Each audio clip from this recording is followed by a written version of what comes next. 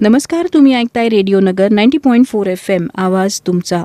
संवाद डॉक्टरांशी या कार्यक्रमामध्ये आज आपण बोलणार आहोत ते विटिलिगो किंवा कोड याबद्दल. 25 जून हा वर्ल्ड विटिलिगो डे म्हणून पाळला जातो. नेमका कुठल्या कारणासाठी हा दिवस पाळला जातो? या आजाराबद्दल अजूनही समाजामध्ये अनेक प्रकारचे गैरसमज का आहेत?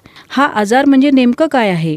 या सगळ्या गोष्टी जाणून घेण्यासाठी आज आपण आमंत्रित केलेलं आहे घोडेगाव येथे गेली 17 वर्ष वैद्यकीय सेवेत असलेले डॉक्टर संजय सोनवणे यांना. डॉक्टर संजय सोनवणे गेली अनेक वर्ष प्रत्येक प्रकारच्या माध्यमाद्वारे ह्या आजाराबद्दल जनजागृती करण्याचं अविरत काम करत आहेत. त्यांचं घोडेगाव येथे अद्यावत असं हॉस्पिटल आणि क्लिनिक आहे. अनेक जुन्या आजारांवर आणि व्याधींवर आणि विशेषतः विटिलिगो किंवा कोड या विषयावर त्यांचं संशोधन आहे आणि होमिओपॅथी उपचार अतिशय यशस्वीपणे अनेक रुग्णांवर त्यांनी आतापर्यंत केलेले आहेत. आनंद हॉस्पिटल अँड रिसर्च सेंटर घोडेगाव येथे आजही अशा अनेक रुग्णांवर उपचार केले जातात आणि ते बरे होतात. त्यामुळेच ह्या दिनाचं औचित्य साधून आम्ही आजचा संवाद डॉक्टरांशी हा कार्यक्रम बेतलेला आहे. नमस्कार सर. नमस्कार. रेडिओ नगरमध्ये आपलं स्वागत. जसं मी म्हणाले की आजारापेक्षा मोठा बाऊ ह्या आजाराचा समाजामध्ये जास्त आहे. आजार खूप छोटा आहे पण त्याचा बाऊ खूप मोठा आहे. तर सुरुवातीला मला हेच जाणून घ्यायचंय की 25 जून हा दिवस का बरं निवडलाय वर्ल्ड विटिलिगो डे म्हणून? नमस्कार सर्व श्रोत्यांनाही नमस्कार. तुमचेही मॅडम आभार की तुमच्या केंद्रावर येऊन आम्हाला जनजागृती करण्याची तुम्ही एक अमूल्य संधी दिली आहे. तर 25 जून हा दिवस जागतिक कोड दिन किंवा जागतिक विटिलिगो डे म्हणून साजरा केला जातो. याच्या मागची कारण असं आहे की मायकल जॅक्सन वेल नोन सगळ्यात प्रसिद्ध pop singer, writer, director, musician आणि खूप मोठा ॲक्टर हा मायकल जॅक्सन हा या साधारण कोड या आजाराने किंवा आपण पांढरे डाग म्हणूयात या आजाराने त्रस्त होता. अनेक वर्ष त्यांनी उपचार वयाच्या 15-16 वर्षापासून त्यांनी उपचार चालू होते. जगभरात नको तिथे जिथे पाहिजे तिथे ज्यांनी सांगितलं तिथे त्यांनी जाऊन उपचार केले गेले परंतु फारसे असे काही यश मिळाले नाही. शेवटी डॉक्टरांनी त्यांना स्किन ग्राफ्टिंगचाही पर्याय सुचवला आणि त्यांनी पूर्ण शरीराची स्किन ग्राफ्टिंगही करून घेतली. परंतु एक मृगजळच ठरलं. त्यानंतरही पुन्हा तो आजार सुरूच झाला आणि ह्या आजाराने तो खूप त्रासला गेला होता. मानसिकदृष्ट्या खूप त्रासला गेला होता. वरकरणी आपल्याला खूप मोठा माणूस, पैसेवाला, गाडी घोड्यात फिरणारं, धन दौलत, अमाप संपत्ती असूनही हा मनात कुठेतरी त्याला एक विचंबना होती की काय केलं पाहिजे.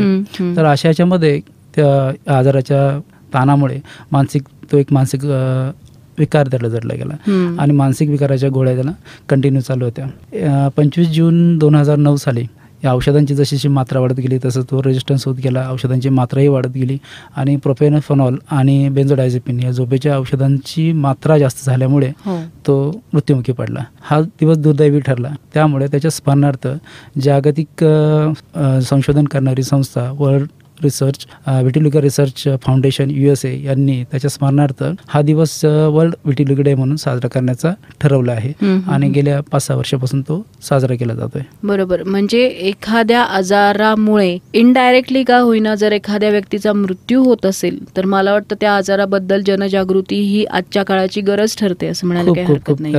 गरज ठरते.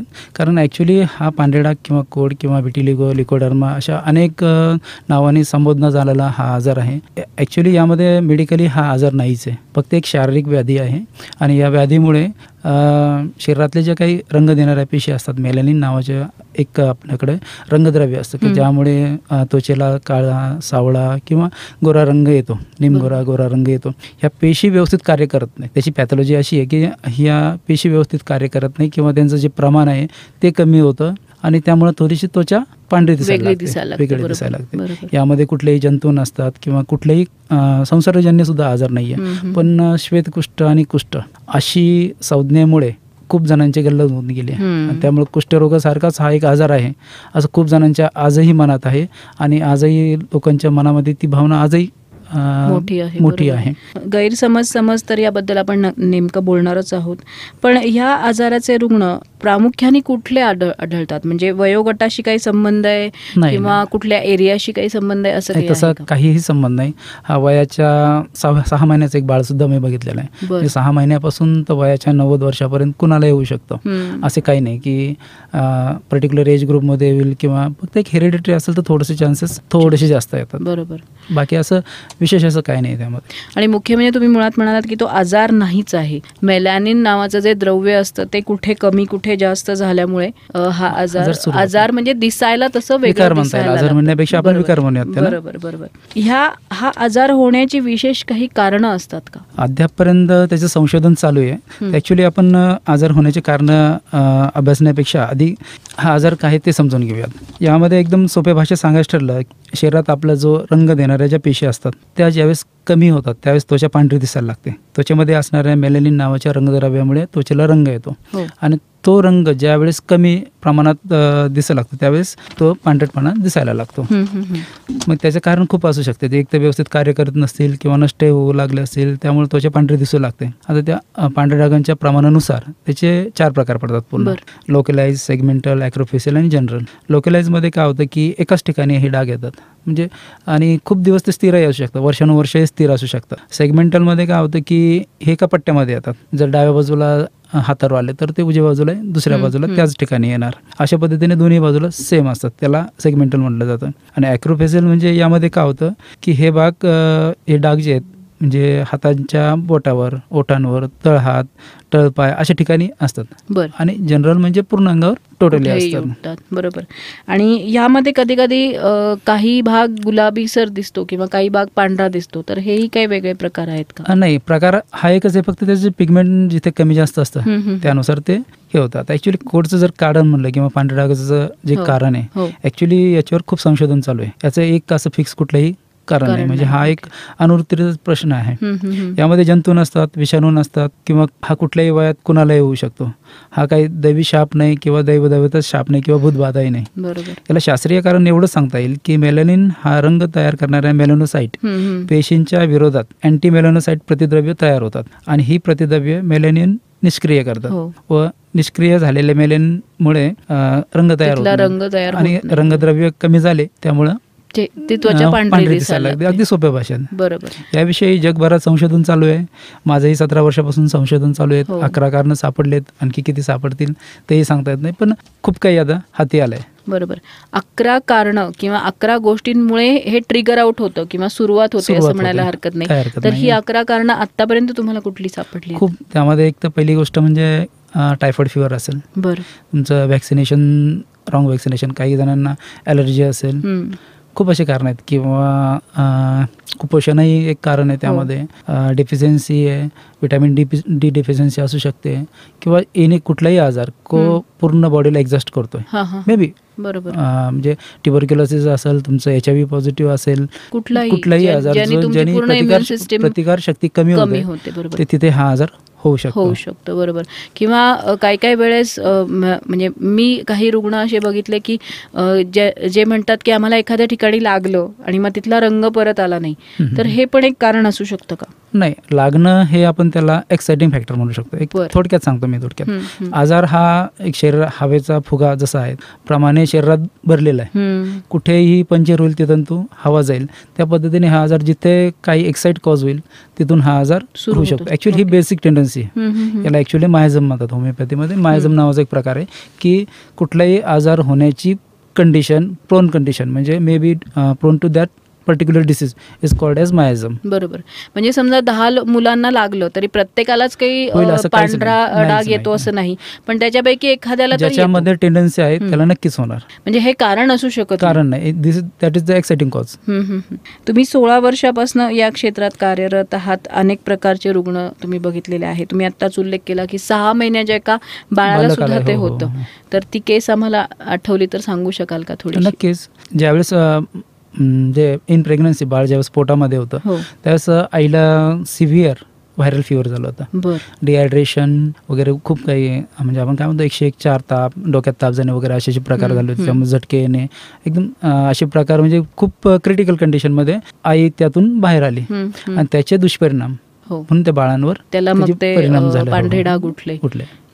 ऍक्च्युली पांढरे डाग हे एक आजाराचं विकाराचं एक लक्षण आहे. बरं. ॲक्च्युली ज्या शरीरामध्ये ज्या प्रतिकारशक्तीच्या गुंतागुंतीची क्रिया चालू असतात, एक त्याचा एक आतल्या जे समजा आतल्या बिघडलेल्या गोष्टींचा एक आरसा म्हणून पांढरे डाग हे शरीरावर उठले जातात, आपण असं म्हणू शकतो. म्हणजे जसं तुम्ही म्हणालात आता की हा आजार नाहीच आहे, आपल्या अंगामध्ये जी प्रतिकारशक्ती कमी आहे किंवा आपल्यामध्ये जी काही थोडीफार कमी असू शकते, त्याच्यामुळे जे शरीरावर दिसणारी जी गोष्ट आहे ते म्हणजे हे पांढरे डाग असू शकतात. एक त्याचं एक इंटरप्रिटेशन म्हणता येईल आपल्याला.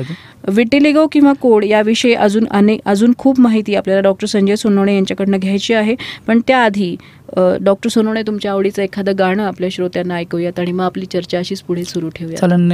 दिवस रंगाचा आहे तर एखादं रंग भरे गाणं होऊ दे. हो, नक्कीच.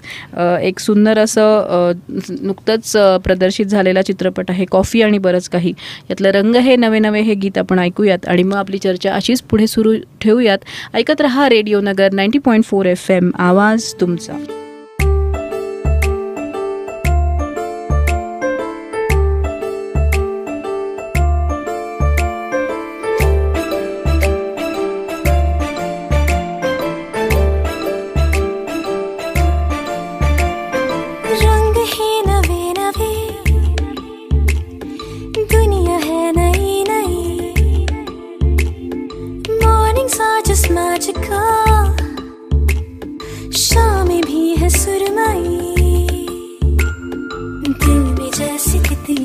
सैकड़ों है पर लगे, हंसते हंसते ख्वाब से जैसे कोई जगे, गांठ जाए बांधनी तरी उठे दिसे न दूर. This is not only a crush, I guess it's something more.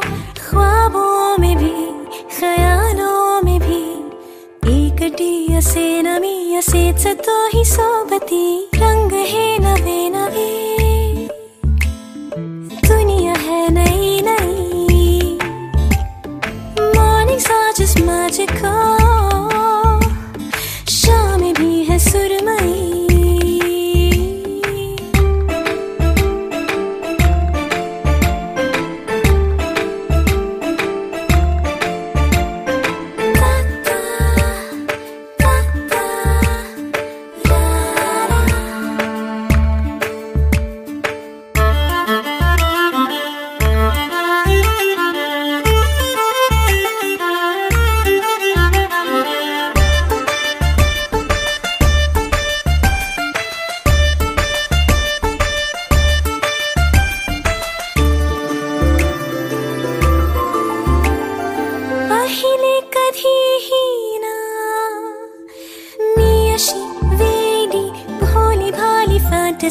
जगलेच नावते कधी.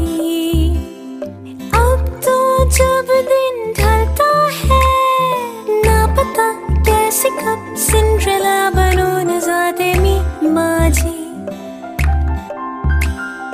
आते जाते देख के वो दिल चुरा के ले गया, चोर इतका आपला न वाटला कधी. 100 तरह के रंग मेरे 100 तरह के मूड है, आज सारखी अधीर नादरी कधी.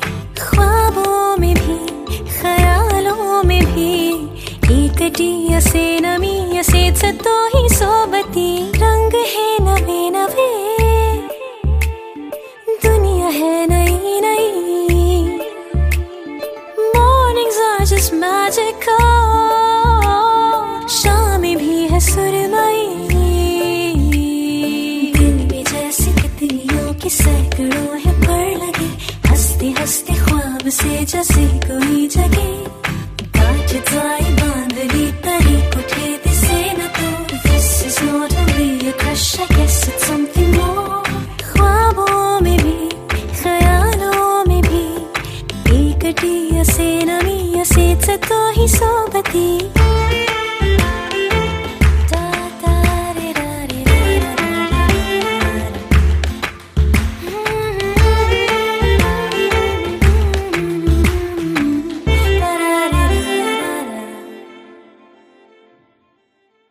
नमस्कार, तुम्ही ऐकताय रेडिओ नगर 90.4 FM, आवाज तुमचा. संवाद डॉक्टरांशी या कार्यक्रमामध्ये आपण आज बोलतो आहोत डॉक्टर संजय सोनवणे यांच्याशी आणि जाणून घेत आहोत विटिलिगो किंवा पांढरे डाग याविषयी. सर मगाशी तर तुम्ही काही कारणं आत्तापर्यंत तुम्हाला जी सापडली आहेत ती कारणं, एक्सायटिंग फॅक्टर याविषयी चर्चा केलीत आणि एका अतिशय छोट्या बाळाला सुद्धा कसं काय हा विकार होऊ शकतो हेही तुम्ही सांगितलं. साधारण प्रमुख लक्षणं दिसायला सुरुवात कधी होते आणि ती बाकीच्या पांढऱ्या डागांपासून वेगळी कशी कळतात? पांढरे डाग हे एक कंडिशनच अशी आहे की सहजासहजी लक्षात येण्यासारखी गोष्ट आहे. स्किन टोटली व्हाईट होऊन जाते, मिल्की स्किन म्हणतात. ऍक्च्युली त्याला लिकोडर्मा म्हणलं जातं. लिको म्हणजे व्हाईट आणि डर्मा म्हणजे स्किन, म्हणजे पांढरट त्वचा हे त्याचं एक पहिलं लक्षण आहे. आता बाकीच्या आजारात जसं की लिकन प्लॅनस, पिट्रोसिस अल्बा, जंतामुळं, व्हिटॅमिन डिफिशियन्सीमुळे ही पांढरे डाग येतात, पण हे टोटली वेगळे असतात. किंवा इव्हन लिप्रेसीमध्ये सुरुवातीला लालसर त्वचा दिसते पण त्याला संवेदना नसतात. ऍक्च्युली हा जरी डाग पांढरा दिसत त्याला संवेदना असतात, सर्व काही असतं त्याला. ऍक्च्युली फक्त कलर नसतो, म्हणून ते पांढरे डाग. बाकी असं विशेष असं काही नसतं. ऍक्च्युली काय होतं, स्किन त्वचा ही 2 प्रकारच्या थरांनी बनले असते, म्हणजे आंतरत्वचा आणि बाह्य त्वचा.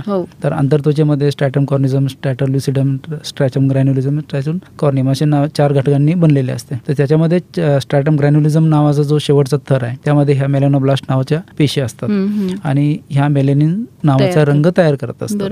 तर हे त्याचं नॉर्मल स्ट्रक्चर असतं. पण ज्यावेळेस मेलॅनोब्लास्ट ह्या मेलॅनिन पिगमेंट देणारा जो रंग आहे तो कमी स्रावला जातो किंवा तयार होत नाही किंवा त्याचं कार्य थांबलं जातं. त्यानंतर ही कंडिशन पुढे पांढऱ्या डाग दिसायला लागतात. तुम्ही सगळ्यात पहिला रुग्ण कधी बघितला होता? सगळ्यात पहिला रुग्ण मी ज्यावेळेस इंटर्नशिप करत होतो नित्यसेवा हॉस्पिटल शेवगावला, त्यावेळी बघितलं होतं. पण एक छोटी मुलगी होती, एक 15-16 वर्षाची मुलगी असेल, आणि आता खूप दिवसापासून प्रॅक्टिस करत असल्यामुळे तिथे म्हणजे एक फॅमिली सारखे रिलेशन झाले होते. आणि तिच्या वडिलांनी एक दिवस तिला हॉस्पिटलमध्ये आणलं. बाकीचे चेकअप करता करता मी जस्ट हातावर पाहण्यात आला आणि मी विचारलं, बाबा याच्यावर काय तू ट्रीटमेंट का नाही केली? तर असं बोलल्यानंतर ती मोठमोठ्याने रडायला लागली. काय झालं बाबा, म्हणजे काय वाईट वाकडं तर आपण काही बोललो पण नाही आणि असं का? मागची मला हिस्ट्री काहीच माहित नव्हतं. मग पेशंटला मी थोडा वेळ बाहेर बसवला आणि तिच्या वडिलांना बोलवलं. म्हणलं काय नेमकं काय प्रॉब्लेम आहे? तर म्हणे असं असं झालं म्हणे, एक 3-4 महिन्यापूर्वी लग्न झालंय आणि याच्यामुळे थोडंसं आता अक्षरशः म्हणजे फारकतीवर आलंय सगळं प्रकरण. मला मग एवढं त्यात काय गडबडण्यासारखं आहे? काही खूप मोठा आजार आहे अशातला काही भाग नाही आणि एवढं गडबडून जाण्याचंही काही कारण नाही. बरं, मुलगाही इंजिनियर होता, सुशिक्षित होता आणि त्याला समजून तर सगळ्यांनी सांगितलं, पण ते काय डोक्यात काय बसत नव्हतं. पण ठीक आहे म्हणलं, मला एक तुम्ही साधारणतः 2-3 महिन्याचा अवधी द्या. मग त्यांना मी काही होमिओपॅथिक मेडिसिन वगैरे मागवले आणि चालू केले. अक्षरशः 1.5 महिन्यामध्ये पेशंट टोटली रिकवर झाला. त्यानंतर आम्ही मुलाला बोलवलं, मुलांच्या आईवडिलांना बोलवलं, मुलीच्या आईवडिलांना बोलवलं आणि हॉस्पिटलमध्ये चहा वगैरे पिऊन त्यांचे गैरसमज दूर केले. आणि आता त्या गोष्टीला जवळजवळ 98 सालची गोष्ट असावी, 97-98 सालची. आणि त्यानंतरच एक विचार केला मी की साध्या आजारामुळे कुठपर्यंत हे प्रकरण गेलं होतं आणि जगभरात अशी किती लोक पीडित असतील. त्यानंतरच मी ठरवलं की आताच काहीतरी करायचं.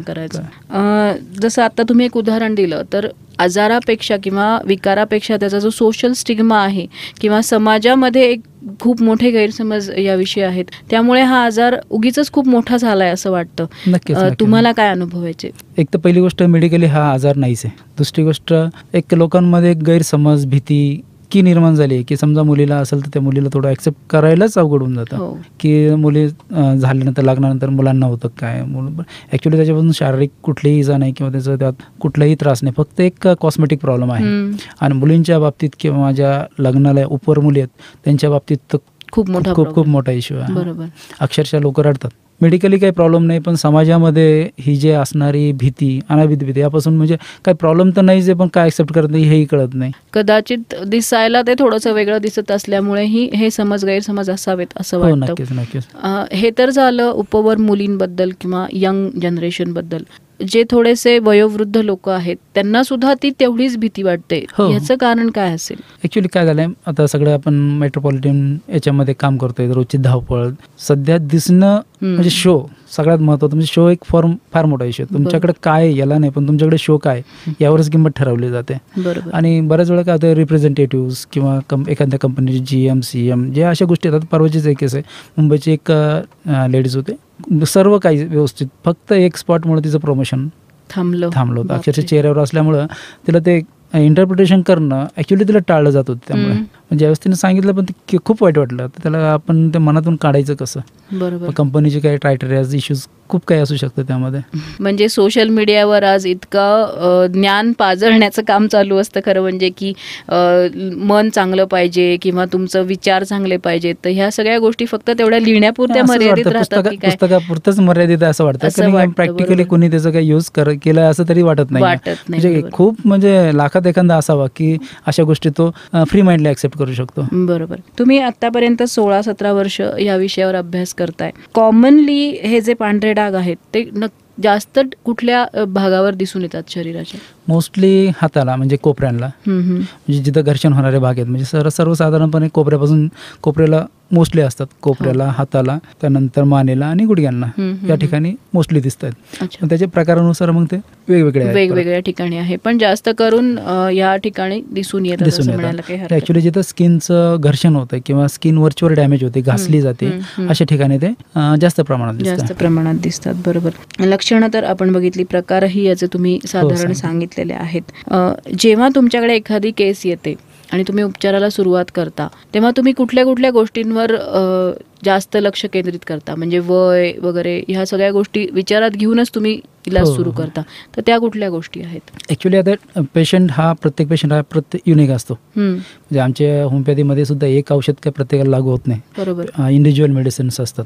त्या पद्धतीने त्याची केस स्टडी घ्यावा लागतो. म्हणजे त्याचं वय, त्याचं ऑक्युपेशन, त्याचं खाणं पिणं, राहतो कुठे, कसा राहतो, झोपतो कसा, तुमचं मेंटल कंडिशन, म्हणजे तुमचे स्वप्न कसे पडतात, झोप कशी होते, खूप खूप डिटेलमध्ये जावं लागतं. आणि यावरून त्याचा root of cause maybe काय असेल किंवा त्याचं मायाझम काय असेल ते शोधलं जातं आणि त्यानुसार तसे औषधांची वापर केला जातो. बरोबर.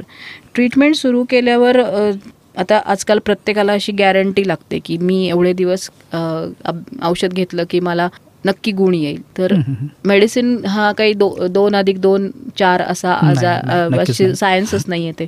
तर मग तुमच्याकडे एखादा पेशंट आला की मग तुम्ही त्यांना कसं, कारण काउन्सिलिंग ह्याच्यामध्ये खूप मोठा पार्ट सगळ्यात महत्त्वाचं मी पेशंटला सांगतो, बरा होशील, पण कधी बरा होशील हे मी सांगू शकत नाही आणि ब्रह्मदेव सांगू शकत नाही. पण बरा होईल हे मी 100% सांगू शकतो.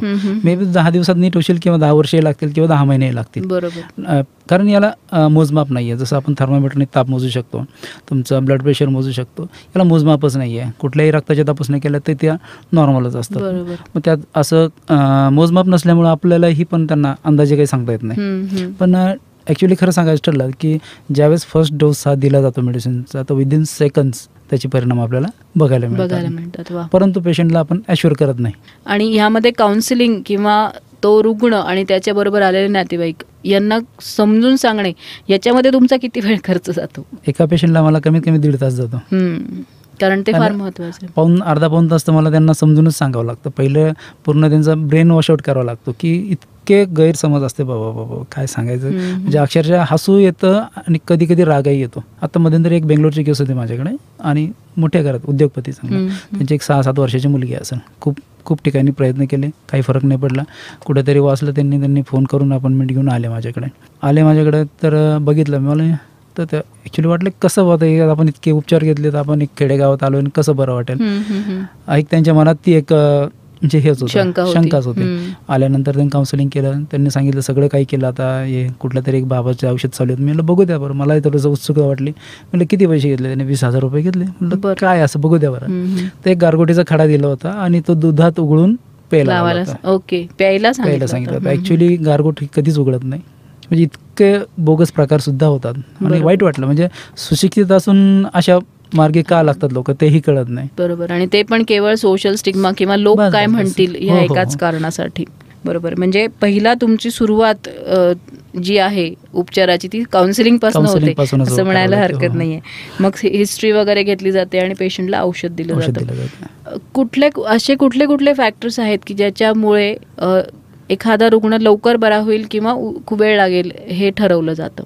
सगळ्यात महत्त्वाचं त्याचं जे फिजिकल BMR जो म्हणजे त्याची तब्येत कशी आहे सगळ्यात महत्त्वाची. आलेला पेशंट मोस्टली हा ॲनेमिकच असतो. म्हणजे पहिली गोष्ट त्याचं दूध बंद केलेलं असतं, नॉनव्हेज बंद केलेलं असतं, भाजीपाला बंद केलेला असतो. टोटली असं काही ना काहीतरी विचित्र प्रकार करूनच आलेले असतात माझ्याकडं. पहिली गोष्ट त्यांना मी आल्यानंतर पहिल्यांदा सांगतो नॉनव्हेज खावा लागेल, चालेल का? ठीक आहे म्हणल्यानंतर मग कारण प्रोटीन मिळणं खूप गरजेचं आहे. कारण आता जे मेलॅनिन जे तयार होतं त्याला प्रोटीन्स म्हणजे अल्ब्युमिन, त्याच्यानंतर कॉपर, झिंक, सल्फर ह्या सगळ्या गोष्टी मिळून ते मेलॅनिन पिगमेंट तयार होणार. आणि जर समजा फॅक्टरी चालू आहे, कारखाना चालू केला आणि जर रॉ मटेरियल्स नसेल तर कसं होणार.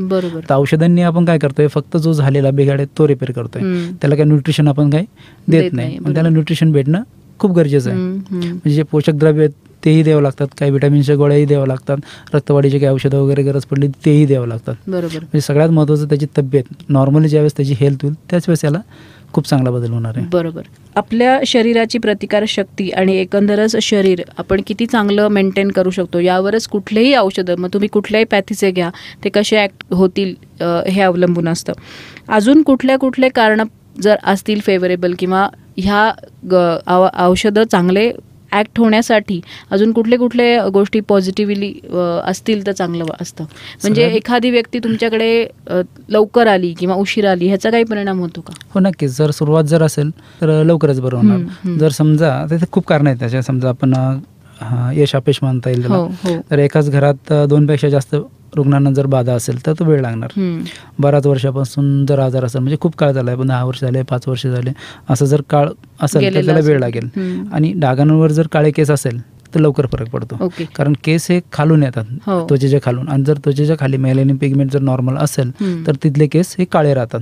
आणि जर पांढरे असतील तर समजायचं की तिथले पिगमेंट संपलेले आहे. म्हणून जर काळे केस असतील तर लवकर फरक पडेल, पांढरे केस असेल तर थोडं उशिरा फरक पडतो. त्यानंतर वयाच्या 40 वर्षानंतर थोडीशी प्रतिकारशक्ती कमी होत चालते आणि त्यामध्ये 40 वर्षानंतर थोडासा वेळ लागतो. आता उपचारासाठी काही महिने लागू शकतात, आठवडे लागू शकतात किंवा वर्षही लागू शकतात. त्याच्यामुळं रुग्णांनी थोडंसं संयम पाळणं गरजेचं आहे आणि त्याबरोबर डॉक्टरांनी संयम खूप पाळणं गरजेचं आहे. बरोबर. म्हणजे तुम्ही लवकरात लवकर जर डॉक्टरांकडे गेलात, लवकरात लवकर आपल्याला हा विकार झालाय आणि त्याच्यासाठी आपल्याला प्रॉपर शास्त्रीय रीतीने जर आपल्याला इलाज करायचा हे ठरवलं तर मला वाटतं जे रिझल्ट्स आहेत ते लवकर मिळतील. आपली ही चर्चा आपण पुढे सुरूच ठेवूया, पण परत एकदा एक ब्रेकची वेळ झाली आहे.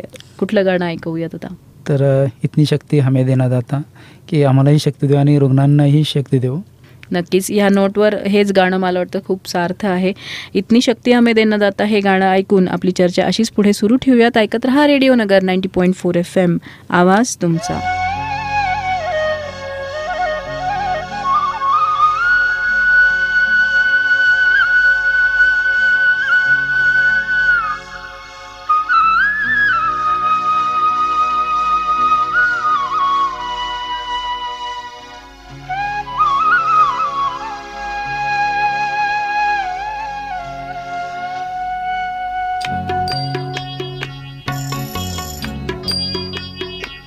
इतनी शक्ति हमें देना दाता, मन का विश्वास कमजोर होना. इतनी शक्ति हमें देना दाता, मन का विश्वास कमजोर होना.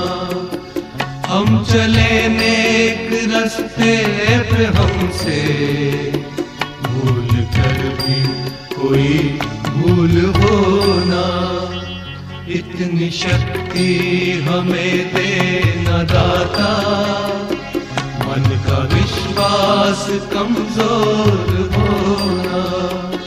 हम चले नेक रास्ते पे हमसे भूल कर भी कोई भूल होना. इतनी शक्ति हमें देना दाता, मन का विश्वास कमजोर होना.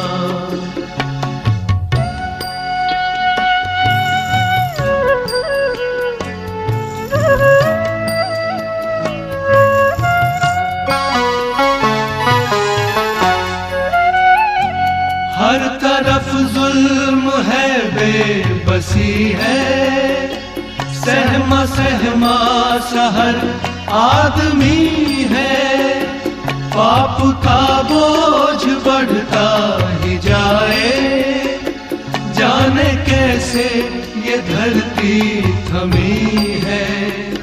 बोझ ममता से तू ये उठा ले, तेरी रचना का ही अंत होना। हम चले नेक रास्ते पे हमसे भूल कर भी कोई भूल होना।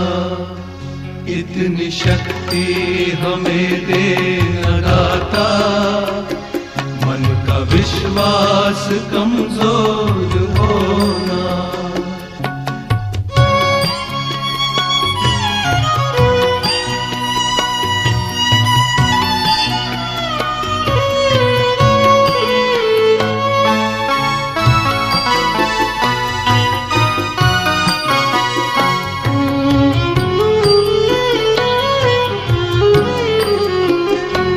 हम अंधेरे में है रोशनी दे, खो न दे खुद को ही दुश्मनी से।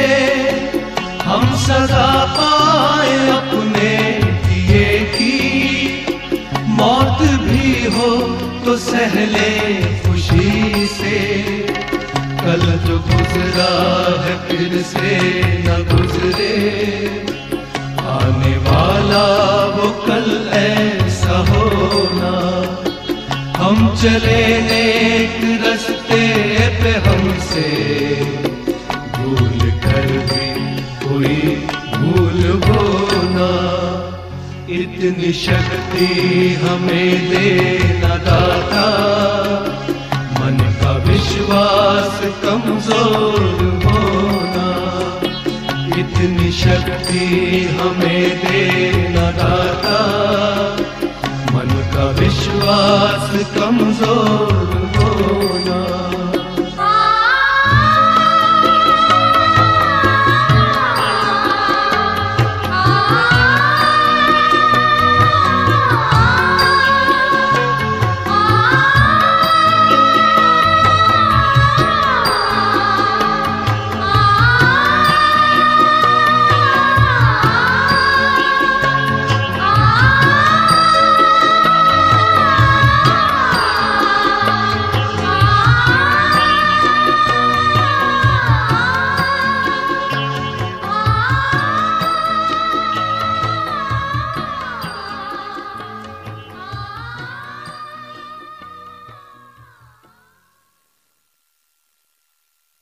नमस्कार, तुम्ही ऐकताय रेडिओ नगर 90.4 FM आवाज तुमचा.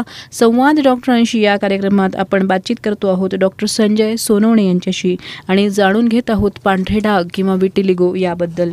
सर, जेव्हा तुम्ही उपचाराला सुरुवात करता तेव्हा एक हिस्ट्री, प्रॉपर डिटेल हिस्ट्री आणि मग औषधोपचार सुरू होतात. या सगळ्याचा बेस काय असतो? कारण तुम्ही बेसिकली होमिओपॅथिक औषधांवर संशोधन करून हे करता आहात. ॲक्च्युली होमिओपॅथिक एक जर्मन शास्त्र आहे. जर्मनीमध्ये डॉक्टर हॅनेमॅन यांनी त्याचं संशोधन करून ही पॅथीची स्थापना केली. याचे काही नियम आहेत. सिमिलिया सेमिलिबस्क्युरॅन्टर एक जनरल नियम आहे की ही पॅथी कशावर बेस आहे, म्हणजे सम समा समयंती. जर आता ॲक्च्युली आता वॅक्सिनेशन वगैरे हा प्रकार आत्ता आपल्याला दिसतोय, पण याचं जर मूळ जर बघितलं तर ते डॉक्टर सॅम्युअल हॅनेमॅननी त्या काळी शोधलेलं आहे की ज्यावेळेस आपण एखादा आजार नीट करायचा आहे तर आपण वॅक्सिनेशनमध्ये काय करू, त्या आजार तयार करणारे त्या पद्धतीचे औषध आपण शरीरामध्ये इंजेक्ट करतो, बरोबर, की त्यामुळे त्याची प्रतिकारशक्ती निर्माण होऊन तो आजार नीट केला जातो. तर होमिओपॅथी त्याच पद्धतीने आहे. हे ॲक्च्युली हे औषधं रुग्णांवर पहिले टेस्ट केले जातात. म्हणजे रुग्णांवर टेस्ट केल्यानंतर रुग्णांचे लक्षणं बाकीचे औषधं समजा जनावर वगैरे रॅट्सवर रॅबिट्सवर हे केलं तर तसं नाही. होमिओपॅथिक औषधे हे निरोगी हेल्दी ह्युमन बिईंग्सवर टेस्ट केले जातात. त्याची पूर्ण त्याचे लक्षणं म्हणजे त्याचे मानसिक लक्षणं, शारीरिक लक्षणं याचा पूर्ण स्टडी केला जातो. आणि ज्यावेळेस हे सगळे स्टडी करून त्याचं एक फॉर्मॅट तयार होतं, म्हणजे एक ग्रुप वाईज, तर त्यावेळेस ते ड्रग प्रूव्हिंग म्हणतात त्याला. ड्रग प्रूव्हिंग म्हणजे, आणि याच्यामध्ये ज्यावेळेस आपल्याला पेशंटला औषध द्यायचे ते रुग्णांची असणारी लक्षणं आणि ड्रग प्रूव्हिंगमध्ये झालेली ती लक्षणं ज्यावेळेस ती मॅच होतील, बरोबर, त्यावेळेस तेच तुमचं सिम्युलिमम मेडिसिन सिलेक्ट झालं असं म्हणायचं. त्यामुळं एक पेशंटला एकच मेडिसिन लागू होतं थोडक्यात. म्हणजे एक मेडिसिन समजा XYZ पेशंटला दिलं आणि ते ABC पेशंटला लागू होईल असं काही नाही. असं काही नाही. ABCला वेगळा लागणार, XYZलाही वेगळा लागणार. हे ड्रग प्रेमीमध्ये आणि त्याच्यात खूप नियम आहेत. मग परत law of similia, law of similium, law of minimum, खूप डिटेलमध्ये यायला आपल्याला वेळ पण नाही पडणार. पण म्हणजे हे जे लक्षण आहे, हे लक्षण आणि ती व्यक्ती संपूर्णपणे अभ्यासल्यानंतर तुम्ही ते औषध ठरवता आणि मग त्या रुग्णाला ते दिलं जातं. बरोबर आहे. हे कुठल्या कुठल्या प्रकारचे औषध असतात, म्हणजे पोटात पण असतात, तिथे पण लावायचे असतात? मोस्टली आता कसं असतं माहिती आहे का, पेशंटची कंडिशन कशी आहे सगळ्यात महत्त्व, त्यावर मेडिसिन आपल्याला ठरवावं लागतं. जर लहान मुलगा असेल तर पोटातून औषधं घेऊन गेलेले कायमस्वरूपी जाणार, ते परमनंट जाणार. जर सपोज आता 15-16 वर्षाची मुलगी आहे, थोडक्यात एक उदाहरण सांगतो, लग्नाचं वय तिचं 1-2-3 वर्षात आलंय आणि तिची ट्रीटमेंट जर आपल्याला 5-6 वर्ष करायची असेल तर शक्य होत नाही. तर अशा वेळेस काही एक्सटर्नल मेडिसिन सुद्धा देऊन ते तात्पुरतं थांबवलं जातं म्हणणं, किंवा त्या पेशी तिथल्या स्टिम्युलेट केल्या जातात का जेणेकरून तो लवकर फरक पडेल. बरोबर. हे डिपेंड सगळ्या सोशल स्टिग्मा, त्यांचं वातावरण, त्या पेशंटची गरज काय, सगळ्या गोष्टींचा विचार करूनच मगच मेडिसिन ठरवावं लागतं. पण मोस्टली जे पोटातून जातं ते कायम स्वरूपी जातं, म्हणजे इंटरनली जे मेडिसिन दिले जातात आणि इंटरनली जो फरक पडतो तो परमनंट आणि कायमचा असतो. असं कधी झालंय का की काही दिवस ते सगळं थांबून गेलं, व्यवस्थित स्किनचा रंग परत आला आणि मग परत काही वर्षांनी दुसरीकडे उद्भवलं, असंही कधी होतं का? म्हणजे विदाऊट ट्रीटमेंट बोलताय की विथ ट्रीटमेंट? नाही, विदाऊट ट्रीटमेंट. म्हणजे ती व्यक्ती तुमच्याकडनं, तिला असं वाटलं की आता संपलंय सगळं, झालंय व्यवस्थित आपलं रंग, तर आता काही गरज नाही औषधाची, आणि परत थोड्या दिवसांनी बऱ्याच वेळा काय होतं, सपोज आता एक 7-8 वर्षाचा मुलगा आहे, त्याला एखादा पडलाय झडलाय कुठेतरी तो स्पॉट येतोय, ॲक्च्युली त्याची टेंडन्सी आहे, पण खाण्यापिण्याचं सगळे हेल्दी वातावरण असेल, व्यायाम असेल, तर मे बी तो पॅच तसाच काही दिवस राहतो आणि काही दिवसानंतर ते ऑटोमॅटिकली डिमिनिश होऊन जातो. तर त्याची प्रतिकारशक्ती अगदी व्यवस्थित झाली, पुन्हा व्यवस्थित होऊ शकतं, असं काही नाही. बरं, म्हणजे तसंच परत depends from patient to patient. बरोबर. आणि जेवढे, जसं तुम्ही मगाशी म्हणालात की जेवढ्या लहान वयात आणि लवकर ह्या गोष्टी कळतील, त्याचं त्या रिझल्ट तेवढे चांगले तुम्हाला नक्कीच मिळतील. मगाशी पण तुम्ही उल्लेख केला, आता पण परत उल्लेख केला की सोशल स्टिग्मा जो आहे तो खूप मोठा आहे. तर हा सोशल स्टिग्मा कमी करण्यासाठी काय करायला पाहिजे असं तुम्हाला वाटतं? ॲक्च्युली हा शारीरिक आजार म्हणण्यापेक्षा हा एक सामाजिकच आजार आहे असं म्हणेल मी. कारण माणसांची मेंटॅलिटी जोपर्यंत बदलत नाही तोपर्यंत या आजाराचं पाहण्याचं स्वरूप काही बदलणार नाही, आणि दिवसेंदिवस हे रुग्ण वाढत चाललेत. त्यात मे बी स्ट्रेस फॅक्टर सगळ्यात महत्त्वाचं, यामध्ये स्ट्रेस फॅक्टर एक मगाशी राहून गेला बोलण्यात. स्ट्रेस फॅक्टर हा एक त्यात एक फॅक्टर आहे. डायबिटीज एक आहे का, मध्ये काय होतं, ज्यावेळेस टोटली ॲक्च्युली आता एक मी एकदम सोप्या भाषेत तुम्हाला पॅथॉलॉजी सांगतो. आता नियंत्रण कसं होतं, मेलॅनिन जे पिगमेंट आहे याचं नियंत्रण ॲक्च्युली पिच्युटरी ग्रंथीमधून, पिच्युटरी ग्रंथीमध्ये 2 भाग पडतात, अँटेरियर पिच्युटरी आणि पोस्टेरियर पिच्युटरी, आणि दोन्हींच्या मध्ये एक सेप्टम असतो. त्या सेप्टममध्ये मेलॅनिन स्टिम्युलेटिंग हार्मोन MSH नावाचं एक हार्मोन असतो, आणि हे हार्मोन टोटली पिगमेंट कंट्रोल करत असतं. मे बी आता त्यात कधी ताप आली किंवा काही ओव्हर एक्झर्शन झालं, इम्युनिटी प्रतिकारशक्ती खूप कमी झाली किंवा इम्युनिटीची काही गोंधळ झाला, तर त्यामध्ये हा सेप्टमचा त्या पेशी नाश होऊ शकतात. त्यामुळे ते MSH नावाचं जे हार्मोन आहे ते मे बी डिमिनिश होऊ शकतं आणि त्याचे दुष्परिणाम म्हणून हे बाकीचे दिसू शकतात.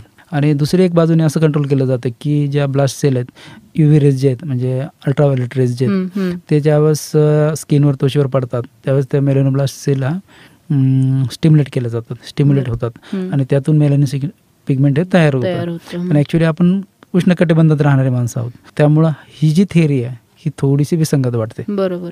पण जी तुम्ही आधी थिअरी सांगितलीत की माझ्या कंट्रोलच मुळात जर वीक झाला तर मग ऑब्व्हियसली ते द्रव्य तयार होणार नाही आणि मग ते दिसून लागणार. बरोबर.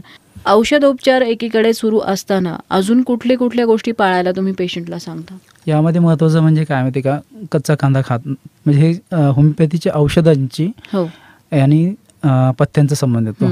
पथ्यांचा आणि आजाराचा कुठलाही संबंध नाही, कारण कच्चा कांदा, कच्चा लसूण, कच्ची मेथीची भाजी, कच्चा मुळा, कच्ची कोथिंबीर, चहा, कॉफी, तंबाखू, सिगरेट, बिडी, व्यसन कुठलंही, त्यानंतर लोणचं, असे जे पदार्थ आहेत, आणि कार्पेटने पिकवलेली फळं, हे आम्ही वर्ज्य करायला सांगतो. ॲक्च्युली आजाराचा याचा काही संबंध नाही, कारण होमिओपॅथिक औषधे खूप मिनिमम प्रमाण असतात, खूप कमी प्रमाणात. म्हणजे साधारणतः एक बॉटल जर औषधं गोळ्या असतील, 180 गोळ्या, एक तर साधारणतः 15 दिवसाच्या गोळ्या असतात, सरासरी त्याच्यामध्ये फक्त 4 ते 5 थेंब औषध असतं बॉटलमध्ये. म्हणजे एका गोळीला 0.002 अल्प म्हणजे आईच्या बरोबरच औषध असतं. आणि हे बाकीचे जे पदार्थ आहेत क्रूड फॉर्म मध्ये असतात, म्हणजे कच्चा कांदा झालं, लसूण झालं, याच्यामध्ये औषधी गुणधर्म खूप असतात. त्यामुळे हे त्यावर ओव्हरलॅप करतात, त्याचं काम होऊ देत नाही. म्हणून ही औषधं फक्त बंद करायला लावतो बस. ओके. म्हणून या सगळ्या गोष्टी ज्या रोजच्या खाण्यातल्या असतात ते काही दिवस बंद करायच्या जोपर्यंत ट्रीटमेंट सुरू आहे. पण याशिवाय काही गोष्टी सांगितल्या जातात का, की जसं उन्हात बसा वगैरे ह्या ज्या गोष्टी असतात? कारण बाकीच्या पॅथीजमध्ये या गोष्टींना खूप महत्व असतं. ऍक्च्युली उन्हात बसणं म्हणजे तो मागाशी जो बोललो मी की UV रेजमुळे त्या पेशी स्टिम्युलेट होतात आणि ते एक पॉझिटिव्ह फॅक्टर येतो. एक म्हणजे एक आपल्याला एक प्लस पॉईंट आहे आणखी. आणि ऍक्च्युली आपण उन्हात म्हणजे उष्णकटिबंधात असल्यामुळे UV रेजचा आपल्याला संपर्क येतोच. बरोबर. त्यामुळे बसायलाच पाहिजे असंही काही नाही. बरोबर. पण याशिवाय दुसरे कुठलंही पथ्य पेशंटला पाळायची गरज नाही? काहीच गरज नाही. बऱ्याच वेळा असा एक समज आहे किंवा गैरसमज आहे, मला माहिती नाही, हाच प्रश्न मी तुम्हाला विचारते की ह्या आजारात अनुवंशिकतेचा किती प्रादुर्भाव असतो किंवा किती त्याच्यामध्ये डिपेंड करतं? ऍक्च्युली अनुवंशिकतेचा थोडासा प्रादुर्भाव आहे, खूप अल्प प्रमाणात, म्हणजे 0.6 ते 12-13% तेही जर समजा रुग्णाच्या आईला आहे, वडिलांना आहे, दोघं जर पॉझिटिव्ह असतील तरच, नाही तर नाही. म्हणजे इतक्या जवळच्या नात्यात असेल तरच, नाही तर अनुवंशिकतेचा एवढं काही खास संबंध नाही. बरोबर. म्हणजे त्याही कारणासाठी स्थळ नाकारण्याचं कारण नाही. खूप कारण असंही बऱ्याच वेळा बघायला मिळतं की मुलीला काही आजार नाहीये, पण तिच्या जवळच्या किंवा लांबच्या नातेवाईकांना आहे म्हणून आम्हाला ती मुलगी नको, नाकारलं जातं. बरोबर. असाही एक विचार असतो. हेच मनातून निघणं गरजेचं आहे. आणि ह्याच आपल्याला 25 जूनचा जो मायकल जॅक्सनचा स्मरणार्थ हा जो पांढरे डाग दिन पाळला जातो, की या दिवसाचा उद्देशच आहे की या आजाराविषयी जनजागृती करणं किंवा लोकांच्या मनातल्या ज्या भ्रामक कल्पना आहेत त्या कुठंतरी काढून टाकणं. नक्कीच. इतके वर्ष तुम्ही या क्षेत्रात कार्य करत आहात, तर तुम्ही फक्त पेशंटला बरं नाही करत, तर तुम्ही अनेक प्रकारच्या जनजागृतीपर कार्यक्रम सुद्धा राबवता किंवा मीडियामध्ये सुद्धा तुम्ही खूप ॲक्टिव्ह आहात. याबद्दल थोडंसं सांगा. ॲक्च्युली आता मग माझं काम जर पेशंटला रिपेअर करायचं असलं तर पण माझं जे पॅथी सांगते की restore sick to health to cure. नुसतं आजार बरं करायचं नाही, त्याचं पूर्ण त्याचं सामाजिक, त्याचं कौटुंबिक पूर्ण लाईफ ज्यावेळेस तुम्ही त्याला सेटल करताल त्यावेळेसच तो पेशंट बरा झाला म्हणायचं. तुमचं शारीरिक व्याधी बरी झाली म्हणजे तो पेशंट बरा होत नाही. तर यामध्ये मला बऱ्याच वेळा अशी काउन्सिलिंग करावं लागते की जे दुभंगलेले जे दोन मन आहेत ते कुठेतरी जोडण्याचंही काम करावं लागतं. आणि यासारखं तर मी म्हणतो की कुठलंही काउन्सिलिंग नसावं किंवा कुठलंही पुण्य नसावं. बरोबर आहे. नक्कीच. पेशंटला बरं करताना फक्त पेशंटच्या शरीरावरचे डाग बरे न करता त्याचं पूर्ण आयुष्य बदलून टाकणं, ही गोष्ट एका डॉक्टरला करणं हे खूप मोठं आव्हान असतं. आणि हे आव्हान डॉक्टर संजय सोनवणे यांनी गेली 16 वर्ष पेललेलं आहे. कुठल्या कुठल्या माध्यमांद्वारे ते या सगळ्या गोष्टींची जनजागृती करतात हे आपण त्यांच्याकडनं जाणून घेणारच आहोत. थोड्याच वेळात आम्ही परत येऊ, पण त्याआधी एक अतिशय सुंदर असं गीत आम्ही तुमच्यासाठी घेऊन आलेलो आहोत. कुठलं गीत ऐकूयात आता?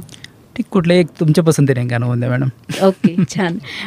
एक अतिशय मराठी सुंदर असं एक गीत स्वप्नील बांदोडकरनी म्हणलेलं रंग या विषयावरच आता आपण ऐकूयात आणि आपली ही चर्चा अशीच पुढे चालू राहणार आहे. ऐकत रहा रेडिओ नगर 90.4 FM, आवाज तुमचा.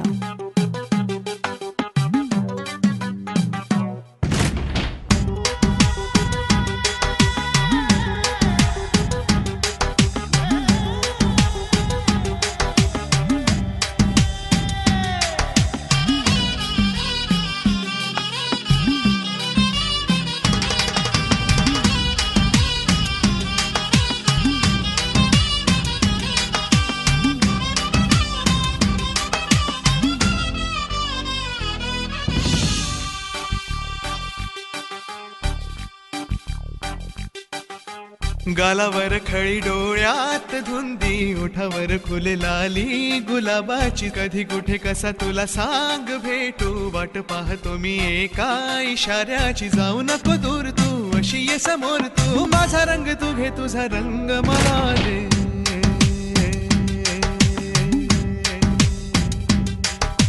गालावर खळी डोळ्यात धुंदी, ओठावर फुले लाली गुलाबाची, कधी कुठे कसा तुला सांग भेटू, वाट पाहतो मी एका इशाऱ्याची, जाऊ नको दूर तू अशी ये समोर तू, माझा रंग तू घे तुझा रंग मला दे.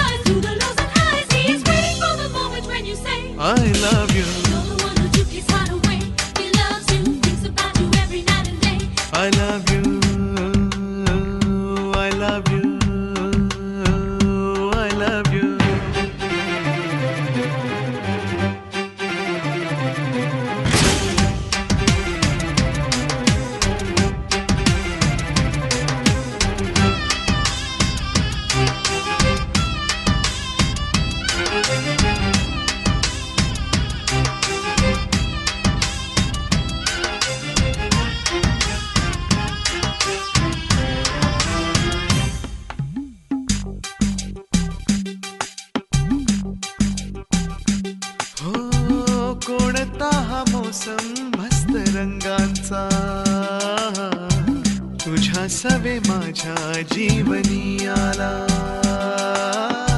सुने सुने होते किती मन माझे,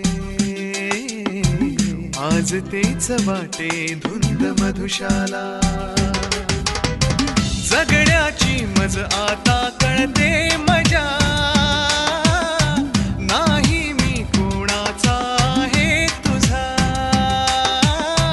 जगण्याची मज आता कळते मजा, नाही मी कोणाचा आहे तुझा. सांगतो मी खरे खरे तुझ्यासाठी जीव झुर मन माझे थरारे. कधी तुझ्या पुढे पुढे कधी तुझ्या मागे मागे करतो मी इशारे. हे जाऊ नको दूर तू, जाऊ नको दूर तू, अशी ये समोर तू. माझा रंग तू घे तुझा रंग मला दे.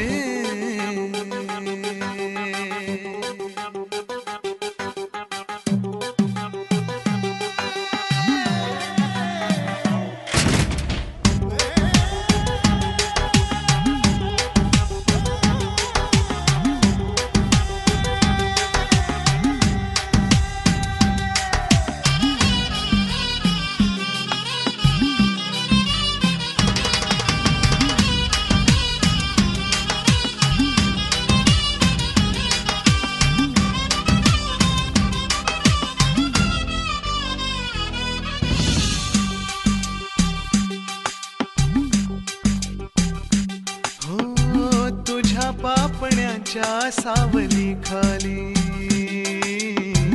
मला जिंदगी ही घेऊन आली.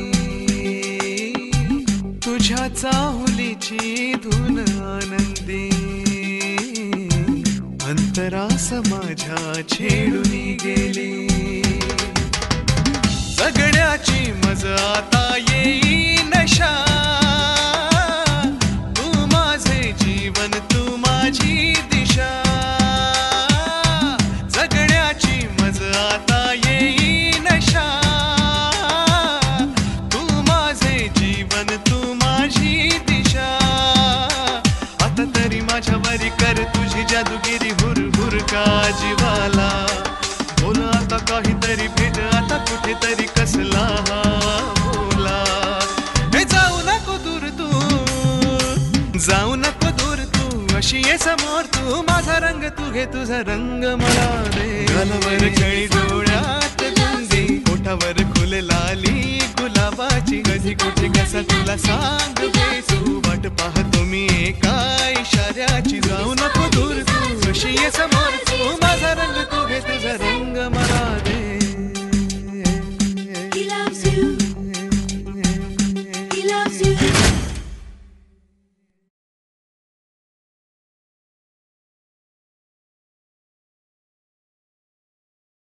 नमस्कार, तुम्ही ऐकताय रेडिओ नगर 90.4 FM आवाज तुमचा.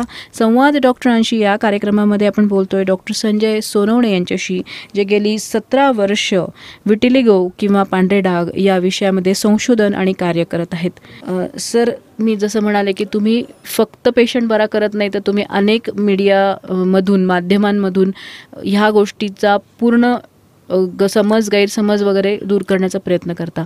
तर तो कसा? तर मित्रांनो, आता हा एक जो आजार आहे हा शारीरिक आजारांपेक्षा सामाजिकच आजार आहे. तर सामाजिक आजार म्हटल्यानंतर आपल्याला ते समाजाचं मनातून काढणं माझे एकट्याचंही काम नाही, त्यात तर मला तुमची साथ लागणारच आहे.